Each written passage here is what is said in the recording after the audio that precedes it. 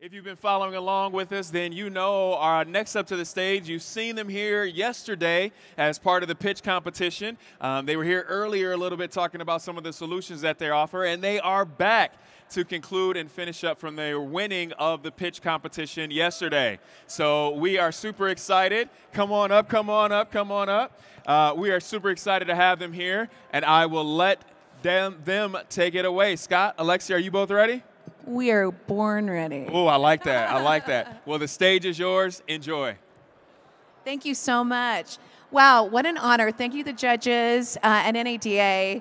That was so fun yesterday doing that, our competition, and the fact that we won and it was voted on by dealers that wanted to learn more about our product based on what we said. So we're very excited to be here today and share a little bit about what we do. You know, I feel like I'm always going back in time.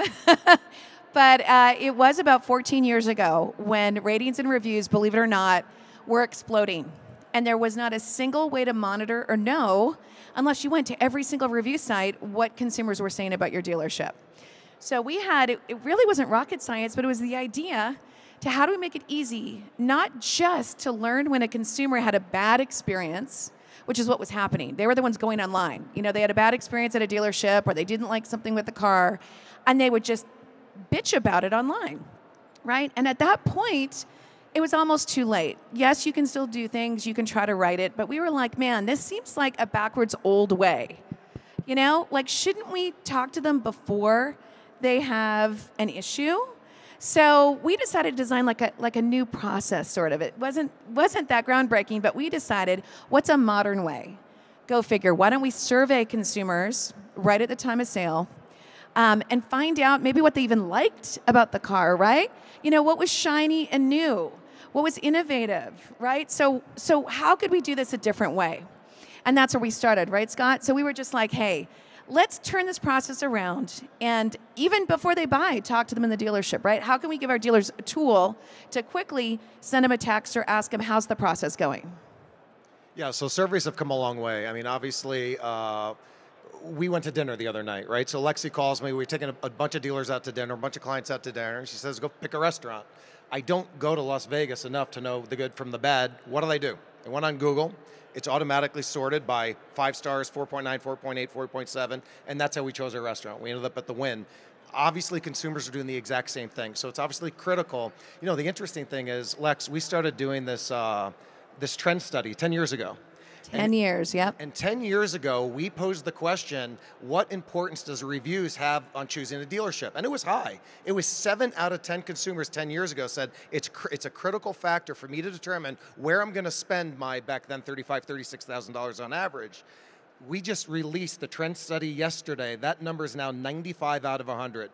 So it was big, and we were talking about it 10 years ago, and hopefully people were listening. Today, 10 years later, 9.5 out of 10 people will first go to Google to see what you're rated before pulling the trigger on parts, on service, or sales. So we've come a long way. I'm glad you had a vision back then, because it obviously stuck.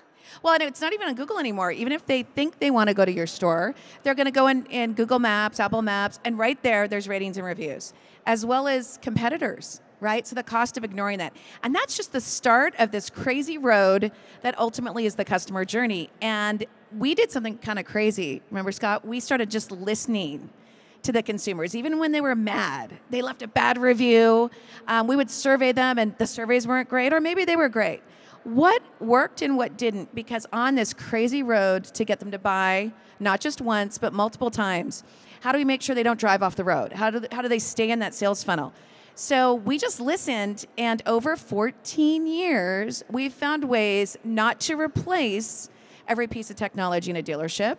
There's great vendors here. You guys walked around, amazing technology. How do we partner with them? How do we work with them? How do we find those little gaps where we can keep people in that sales funnel and partner now with about 206 vendors?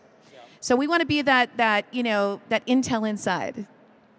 So reputation and social is our core competency that dates back to 14 years ago. And a lot of folks know Digital Airstrike for that. We got a little demand when we started getting 5, 6, 7, 8,000 clients. So we cover a lot. I think that it's a unicorn to think if one partner were to exist out there and does everything from A to Z, but we're pretty darn close, right? I like to think of us as an A to S and A to T provider. We're not in the website business, nor do we want to be. And we're not in the DMS business, but everything in between, along that road there, as you see it on what is that, an old Google study? Google and Polk. Google and Polk, right, IHS, they call it the path to purchase. We now touch, and we're proud to say that we touch 32 out of the 36 touch points in that journey. So we can help you with just about everything. I know that sounds like an absolute statement, but it's true. So let's dive into it as far as the building blocks. Well, yeah, there's a lot of pieces that go into it. And I say again that we enhance other vendors. We are really advocates and partners for our dealer clients. I see some of them here. I'm looking at one right now. I see you, Josh. He didn't know us a couple years ago. And it's our team, it's the pieces that work for his stores, right? He may have 5, 10 vendors he loves. We're like, how do we find the gaps where they maybe don't do something? So his installation is totally different than another dealership, and we love that, and we like to work with those vendors. What's the country you always use? There's a country. Switzerland. We play nice. We play nice with everybody. Well, I'm from Canada, so yeah, they're pretty. Maybe I wasn't nice enough. That's why I got kicked out and came down here. I'm pretty nice. So Lex, you helped make this story. I'd love for you to speak to this next slide. I mean, again, things have changed a little bit from the kitchen counter 14 years ago in your kitchen when you created the company. We've picked some people up along the way to kind of build them into our story. We did. Well, we started as Digital Airstrike, and sometimes people go, why that name? Are you in the military? Like, where did this come from? And I can tell you, I worked at the Van Til Group. I worked with like 87, 89 stores. I've been in a lot of, the people's shoes that are here trying to interview vendors and see what works. And I, back then, even didn't want another dashboard that some vendor wanted me to look at, log in, and then I had to do something. I'm like, well, wait a minute.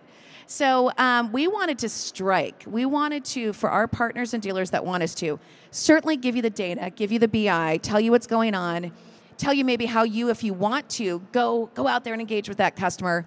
But we wanted to strike and do it for you if that's what you want us to do. So that's where it started. That is our biggest division. It's my baby. It is absolutely still our largest part of our business, but it's not the only thing we do. So what else do we do? Well, I just love this industry. I love so many of the humans that I get to meet kind of at this high school reunion every year. And Cliff Banks is someone that I've admired. I've totally looked to as, almost like someone that could see the trends before they happen, because we want to learn and know where we're going too. And it was great. We were talking a couple years ago at NADA, and I just said, Cliff, I would love it if we could find a way to work together. So Autovate is a part of our family now, and it really is just a way for us to bring the best of the best M&A, visionaries, tech vendors together to talk about trends so we're all getting better and partnering more. And then Best Ride, one of our partners, Gannett, which is now Local IQ, had a way to get inventory distributed on 200 regional newspaper sites, and they didn't know how to manage it. And I'm like, inventory, wait a minute, that's what we do. We can help you with that. So we now have Best Ride as a part of what we do, and that helped us with a lot of channel partners. Lot Vantage, a great inventory merchandising back-end tool. So we use it across everything that we do. We don't think that we should talk to a consumer if we don't have the data, and a lot of the data has to tie back to inventory. This isn't just about having nice conversations these days. We want to be appropriate and timely, but we want to give consumers what they want. And sometimes what they don't even know they want. They're thinking of one vehicle, but maybe we could give them alternate vehicles, and suddenly they're spending a bit more, or they're happier, or it's a better trim package. And then last but not least, it was just, it's been crazy. 6-7 months ago, we acquired 3 Birds. Great company, great technology, and we'd already had our own CDXP. We've had AI for a long time around our ResponseLogix quotes, but it was a way for us to just expand our offering very quickly. And it's already fully integrated into our platform, and we've launched texting as a part of what we're doing now with that platform. So it's really exciting, and that's why we rebranded as DAS Technology. So that's our story, everybody. Hopefully you guys can appreciate the journey. This is the point of this 25-minute session where we get into the pitch. And I got to be honest with you, I got to go off script a little bit. Hopefully, this isn't rehearsed, so hopefully you don't get mad at me. Hey, I don't like pitching either. I know where you're going. Ditch the pitch. Ditch the pitch. Irony, here's my statement. The irony of us winning a pitch competition is a little bit odd because I didn't have high hopes going into this because we don't, our sales force doesn't pitch. We consult. You know, I know Alexi can appreciate this. This is a little unique. We're going to get a little personal here for a second. Alexi's and both my father and Alexi's father were psychiatrists. Yes, we're products of shrinks, everybody. We're as normal as they get. And there's an old saying in the medical field, prescription before diagnosis is malpractice. And we were guilty. I was guilty in my career as well. So you can go to a lot of these booths, right? And you can get pitched the new shiny object. When you go over to Digital Airstrike, this is on all of our monitors as far as what you see in front of you. We will not say a word. We will not recommend a solution. We don't even know if we can help you until you tell me what your ailments are. Does it hurt? Does it itch? Does it sting? What is it? And these are the questions that we've asked, you know, as far as a dealership.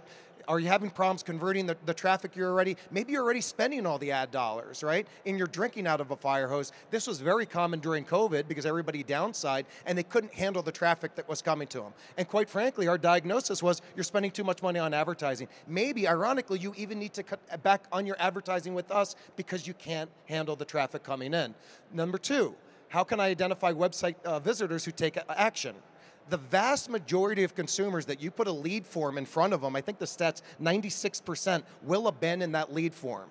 They're on to us, everybody. They figured it out. If you put your name, your email address, now they're going to get bombarded with emails and phone calls. Maybe that's your problem. Number three, I need a better way to market my inventory. You know, the third-party lead companies out here, they're terrific. Many of them are publicly traded. They have very big stock prices and market caps. But at one point, you've got to make sure that you're investing your dollars to grow your brand as well. So we talk about that as well. And then lastly, how do I use my own data, right? A lot of dealers have so much data, and they're out there, as soon as they get the sale, they're off to the next sale, right? To get the next person the CRM. Hold on, before you go and you try to acquire the next consumer, are you taking care of the consumer you already have in your system? So we jump into it. So should a dealer walk into the booth, or in this scenario, say, you know, I'm really having a problem converting my website traffic, which is an epidemic, especially with COVID not being that far in the rear view mirror, a lot of us lost the art of the sale, right? We're taking orders. There was a supply and demand. It was completely out of whack.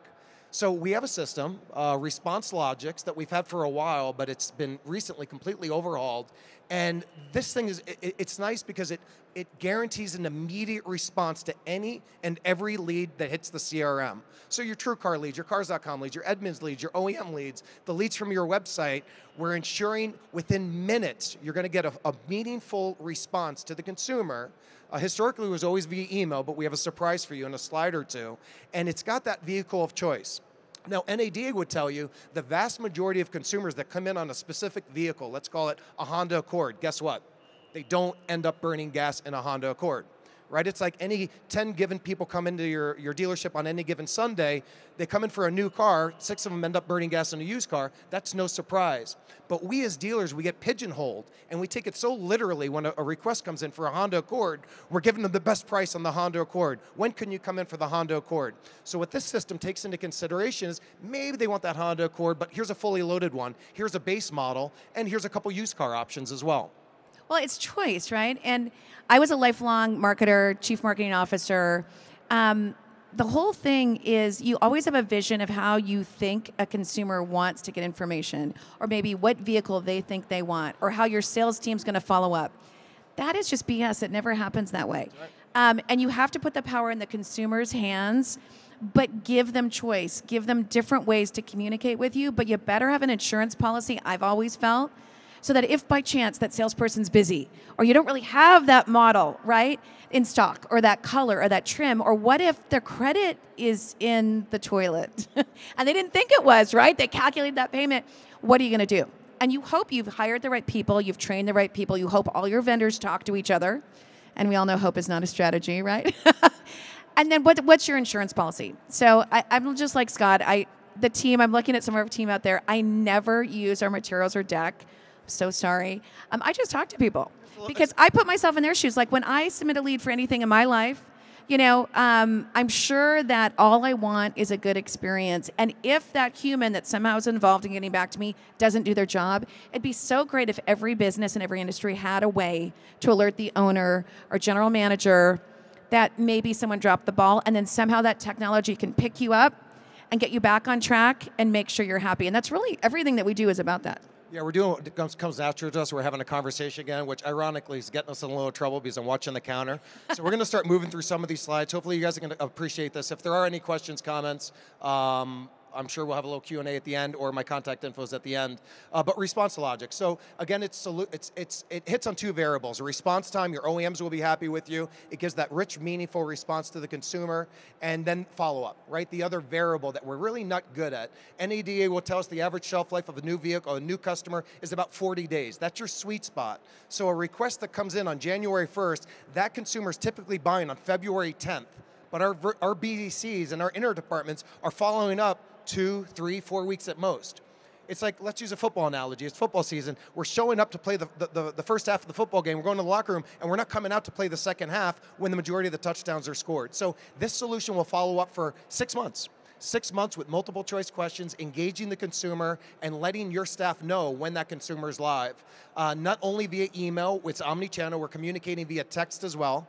98% of all texts are read. Of that, 95% of those texts are read within the first 5 minutes. So it's an immediate way to get an interaction with the consumer. The second they go online, we're alerting your staff. So on a given Monday, your staff isn't coming and just calling the 50 leads from over the weekend. They're calling the 7 leads that just went online over the last couple minutes and giving them real-time alerts so they can jump on and grab the low-hanging fruit. Well, and what I love about it is it doesn't replace something your staff would do, and it integrates with your CRM. So basically, we're doing heavy lifting and actually also answering the questions that a lot of the consumers want. We just did a trend study. Love to have you guys stop by our booth and get a copy of it. Most consumers feel that dealerships don't answer the questions they ask. They've got very specific questions. They would love to see things like walk-around videos. Does that vehicle have a sunroof? Does the sunroof open? We just listen to consumers. Most salespeople are so busy, if you don't have a tool like this, they're just going to be like, come on down. Come see me. I'll show it to you. You're not answering my questions. I think it was about 65 to 70% of the consumers in our survey said they didn't get their questions answered. And the other cool thing is this will actually, though, make it seem like that salesperson is answering it. We integrate with the CRM, and Bob, the sales guy, the email, the text comes from him, and then we tell Bob we answered the questions, and oh, by the way, that consumer can click to call or talk to Bob, and we just save Bob some time. Maybe Bob was doing a test drive or a walk around, right? And so it doesn't replace the humans. It doesn't replace your CRM. It works with what you have and just makes them better. Yeah, it complements what you're doing. Ladies and gentlemen, it's 2024. It's all about scalability, right? Doing more with the same or doing more with less to help scale your business, and that's what this is. You get reactivation alerts, which we already talked about. In the essence of time here, we're going to keep rolling. This is in a nutshell. This is a good illustration as far as how it works. Lead comes in. We're part of your CRM. We're integrated with just about every CRM out there. The communication, we don't exist. We don't have a brand as far as the consumer's involved. We will never put our brand in front of yours. So as far as the consumer knows, this is from you, from a real live person. It's got round-robin capabilities. So again, we're an extension of your team, your BDC and your internet team with response logics.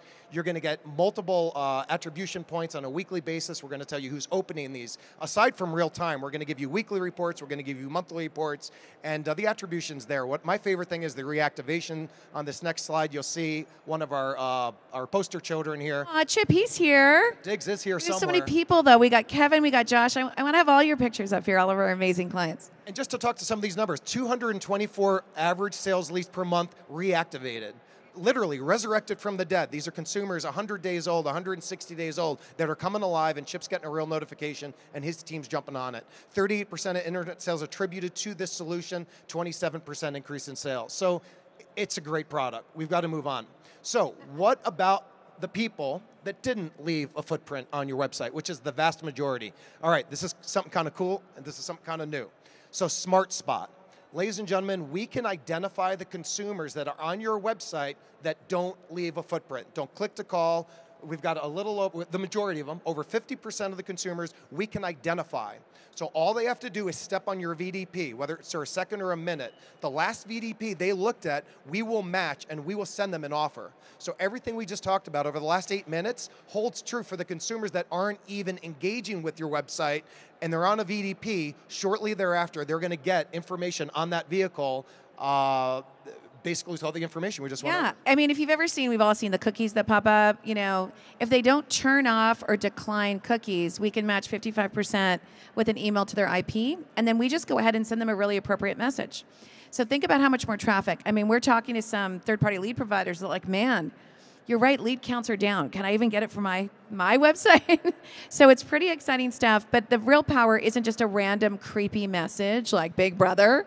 It's, no, I was looking at that SUV and suddenly I get a really nice message about, that SUV and other SUVs. So it's a great way to get more leads with, by the way, not spending any more advertising dollars. I love nothing more than our clients to reduce their ad budgets. Yep. So again, there's another illustration. It's instead of a quote, in this case, it's an offer. And then as far as the creepy factor, we would coach you on how that works. It's actually pretty easy. It's just a coincidence that I happen to be calling. You're on my website right now looking at a vehicle. So again, it's a great way to cast a net. It's karma, it's kismet. Yeah, it was meant to be. They should work with you. It's meant to be. So again, I made a comment earlier. We love our third-party lead providers. Sure, we all do. Love keeping them in business and making their stock go up, but let's work on our stock as well. So what we've been doing is helping our clients cast a net and get their inventory out there. So one of the many, many things we do is we help get inventory to Facebook. We've been a partner of Facebook now for, 14 years. We were the first to ever partner with Facebook, so yeah. Still ticking after all these years. Facebook Properties, Meta as well, Google Performance Max, also known as Google Vehicle Ads, and I think they used to call them VLAs. And then what's pretty new that a lot of dealers didn't know about is what Microsoft's been up to. So if any of you guys noticed, whenever you got one of those updates, we've all got an update on our computer. Magically, that next morning when we turn our computer on, our browser, which used to be Google, is now defaulted to Bing. They're pretty sneaky, aren't they? So yeah, the amount of times they can embed that your default even link opener in an email suddenly is Bing. So with Bing taking off, it's no surprise their biggest user base is now Florida, right? Because Florida, they don't know how to change their default browser back. But we are helping our dealers get their inventory on Microsoft Autos, which would be Bing, ChatGPT, Yahoo. So really, again, it's that net. Maybe it's the older demographic, the more affluent demographic on Bing. We just talked about covering your bases on Google, on Facebook, and then it's just a net where there's no one tactic that's going to solve your issues, right? You've got to be on all these channels. So we've got a solution that gets them all on. Yeah, there's some more that we don't even need to talk about. There's so many, like I said, so many of our partners. We love all our partners, but we want to make that messaging relevant and make sure you are serving up the right inventory at the right time. So actually you spend less, right? Let's make sure that, it's the vehicles you've got to move. If you aren't having success with EVs in your market, why are all the EVs getting clicked on and then it's wasting budget? Let's make sure it's very relevant to your brand, your market, and what you want to move. Yeah, and if you're looking at the slide right here, let's not forget about YouTube. A lot of people forget about YouTube. YouTube's for kids. It's where my kids, consume their data. Ladies and gentlemen, YouTube's the second biggest search engine in the world. Right, so keep that in mind. You've got to get your inventory regularly on YouTube, and again, that's what we're helping our clients do. It's part of this platform. All right, we're almost at the finish line. We're in the fourth quarter. I think we're right on cue. 5-minute warning. That's one of these buzzwords. It used to be big data years ago, and then what was it? Transparency, BI, and then digital retailing, and AI, CDXP. What does it even stand for? Customer data and experience platform. So I don't think you should talk to a consumer or a customer until you have the information, which is in the data. Did they reach out to you 5 times with 4 different emails? Have they actually serviced with you 6 years ago?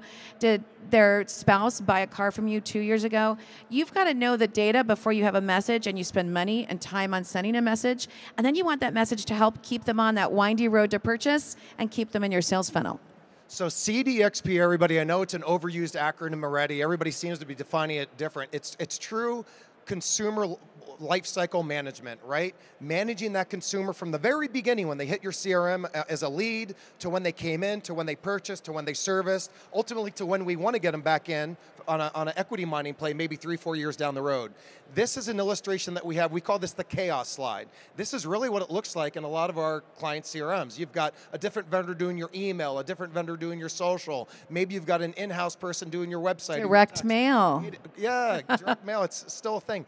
So really, how do you tie it all together? And I've got my own word tracks for this slide, but do you guys remember back in 7th grade, back in biology, the cell, when we all learned the cell, and you've got the nucleus, the brain of the cell. CDXP is the nucleus of that cell, right? It's talking your DMS, the CRM, third-party information, and at the end of the day, it's hitting the consumer with the right message at the right time, depending where they are in the life cycle.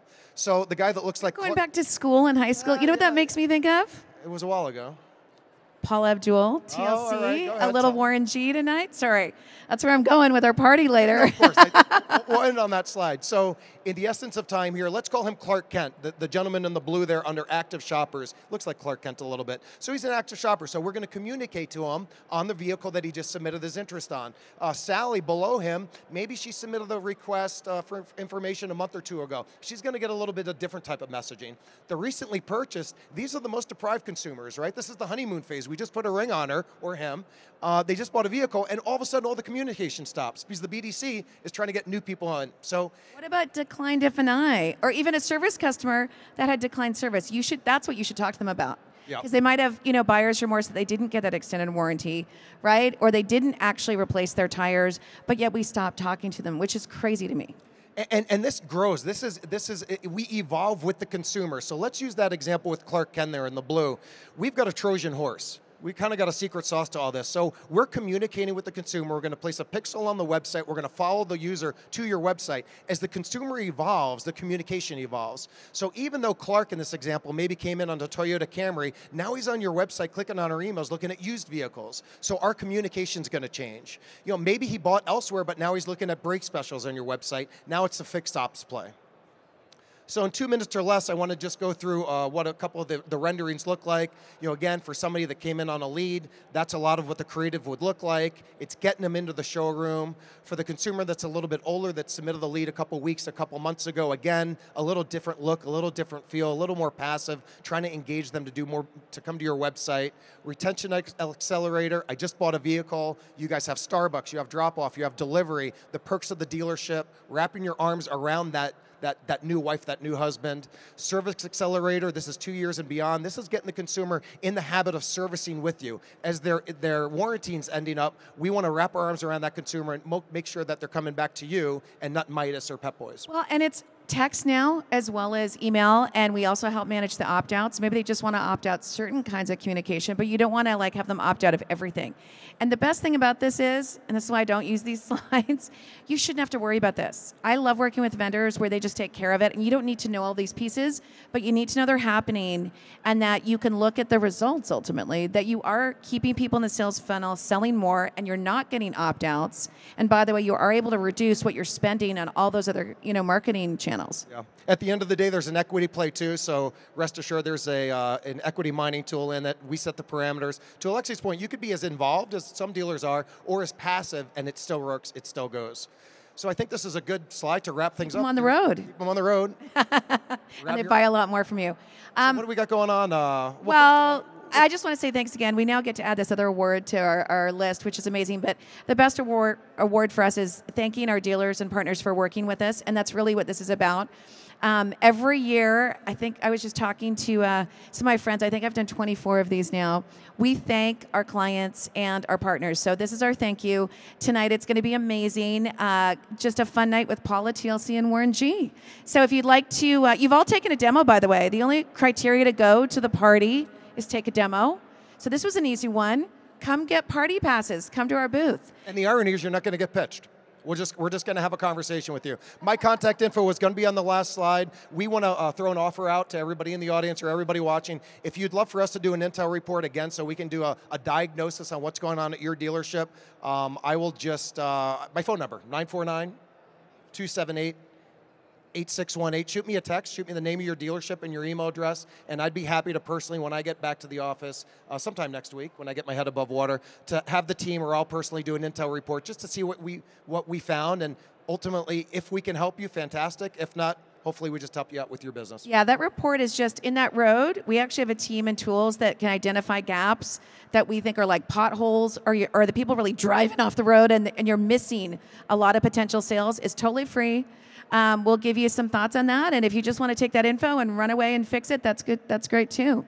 So again, anyway, come visit us. We're literally like right there. It's the first door. You can't miss us. It's the fun booth. Just look for the orange. The orange and black.